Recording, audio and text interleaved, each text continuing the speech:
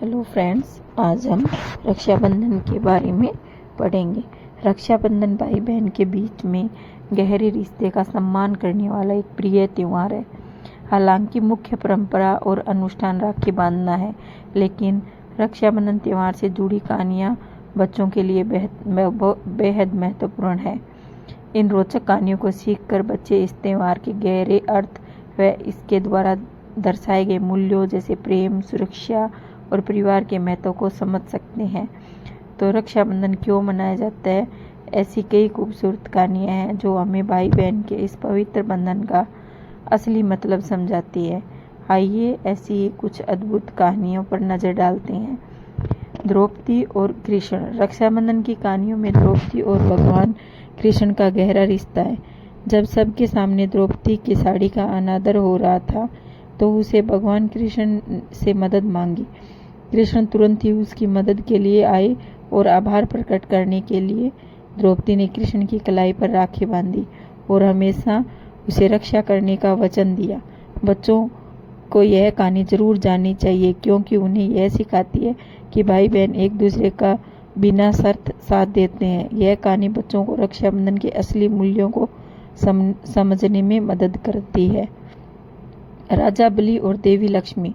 हिंदू कथाओं के अनुसार बलि एक शक्तिशाली राक्षस था, सभी का प्रिय था। जब देवी लक्ष्मी, जिनका विवाह भगवान विष्णु से हुआ, किसी का और का रूप धारण करके भगवान विष्णु को ढूंढने उसके राज्य में आई और उनसे आश्रय मांगा। राजा बलि ने देवी की रक्षा अपनी बहन की तरह की। देवी लक्ष्मी ने उनके साथ हाथ पर राखी बांधी और उनकी मनोकामना पूर्ण करने का वचन दिया। इससे द्रवित होकर बलि ने उनकी इच्छा पूरी करने की अनुमति दे दी, जो थी भगवान विष्णु का उनके राज्य में निवास।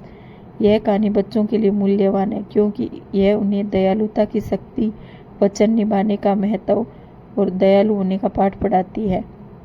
यह रक्षाबंधन के त्यौहार की विश्वव्यापी लोकप्रियता पर भी प्रकाश डालती है। इंद्र और इंद्राणी। इंद्र एक देवता है, राक्षसों के खिलाफ एक बड़ी लड़ाई में हारने के बहुत करीब थे।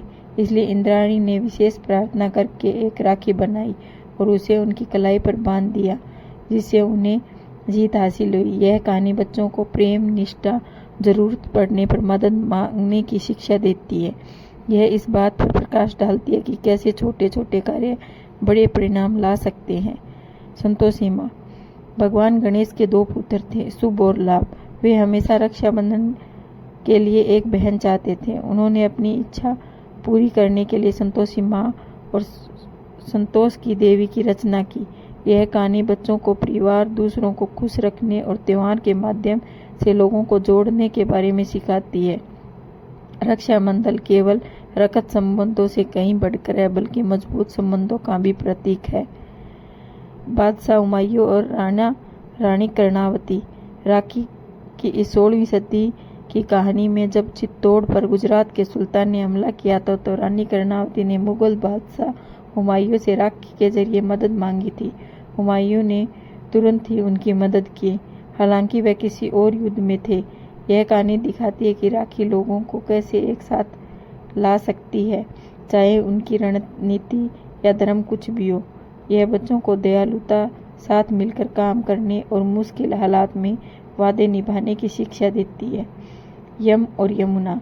मृत्यु के देवता यम ने अपनी बहन यमुना को 12 वर्षों से नहीं देखा था। दुखी होकर यमुना ने गंगा से सलाह मांगी और उन्होंने यम को राखी बांधने के लिए कहा। जब यम को राखी मिली तो वह प्रसन्न हुए और यमुना को अमरता प्रदान की, जिससे वह उन्हें फिर से देख सकी। यह कहानी बच्चों को पारिवारिक प्रेम की शक्ति, रिश्तों के महत्व और कैसे छोटे छोटे काम बड़े बदलाव ला सकते हैं के बारे में सिखाती है। राखी की मृत्यु पर विजय पाने की शक्ति को भी उजागर करती है, जो इसे एक विशेष प्रतीक बनाती है। राजा सिकंदर का सामना शक्तिशाली राजा पोरस से होने वाला था। युद्ध शुरू होने से पहले राजा सिकंदर की पत्नी रानी रोक्साना ने पोरस को राखी भेजी और उन्हें सिकंदर की रक्षा करने का अनुरोध किया। दोनों शक्तिशाली शक्तियों के बीच यह हुए युद्ध में पोरस विजयी हुआ। उसके साथ सिकंदर को मारने का मौका था, लेकिन उसने ऐसा नहीं किया। उसे राखी में दिए गए रक्षा का वचन का सम्मान करना याद आया और उसे सिकंदर की जान बख्श दी। रविंद्रनाथ टैगोर। 16 अक्टूबर बंगाल के इतिहास में एक काला दिन माना जाता है क्योंकि अंग्रेजों ने बंगाल के 2 भागों में विभाजित कर दिया था। गुरुदेव के नाम से प्रसिद्ध रविंद्रनाथ टैगोर ने इस कृत्य का प्रतीकात्मकता और शांतिपूर्ण तरीके से विरोध करने का फैसला किया।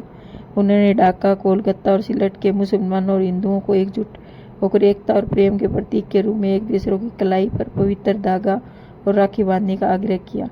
इसे प्रेम और सद्भाव का एक यादगार कार्य माना जिसने लोगों को एक बड़े उद्देश्य में एकजुट किया। फ्रेंड्स, अगर मेरी कहानियाँ आपको अच्छी लगी हो तो प्लीज़ वीडियो को लाइक करना, कमेंट करना, शेयर और सब्सक्राइब जरूर करना। राधे राधे। मिलते हैं अगली कहानी में नई वीडियो के साथ। Thank you.